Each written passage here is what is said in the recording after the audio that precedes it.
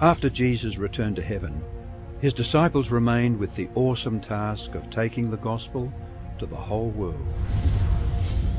Filled with the Holy Spirit, these men and women proclaimed the message they had received with boldness and power, reaching out to all corners of the then known world. But it was not without great opposition, first from the Jews, then from the Roman state. Many Christians were faithful to the point of death, suffering torture and humiliation from cheering onlookers at the Circus Maximus and Colosseum in Rome and throughout the empire. However, the blood of the martyrs only paved the way for the further spread of the gospel.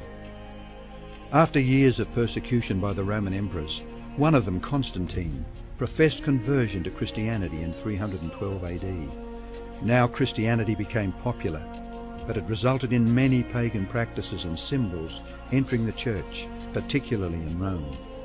The Bishop of Rome assumed more and more power and authority and began to oppose and oppress all who recognized Jesus alone as the head of the church and who accepted the Bible alone as the supreme authority. To escape this increasing persecution, God's true people withdrew to the wilderness areas of Europe.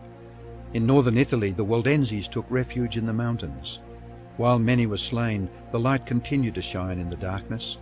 God was still in control, and he began to raise up men like Wycliffe, Huss, Tyndale, Luther, Calvin and Zwingli to stand for his truth. They stood for the Bible alone, faith alone, and Christ alone. In 1798, in fulfillment of Bible prophecy in the book of Daniel, the religious and political supremacy of the Roman Church was temporarily reduced when General Berthier removed Pope Pius VI from his throne. Consequently, in the decades that followed, there arose a great awakening of interest in the prophecies of Daniel, and many were convinced Jesus was soon to return. In the United States, the Baptist preacher William Miller was joined by hundreds of other preachers in their expectation of the return of Jesus in 1844.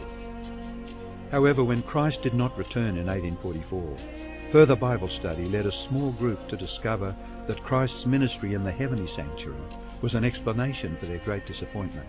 They discovered that the Bible taught that the seventh day was the Sabbath that Jesus had set aside for his people. Slowly they came to understand that their mission was to preach the three angels' messages of Revelation 14. Their goal as Seventh-day Adventists was to preach with power the everlasting gospel and to prepare the world for Christ's return. More than 160 years have now passed, years that have brought 2 world wars, numerous military campaigns, financial depressions, the rise of atheism and secularism, as well as a booming world population, with natural disasters increasing in frequency and intensity. Today, the Church's mission and message is more relevant and urgent than ever in its history. Jesus is coming soon, and the world must be warned. Prepare to meet your God.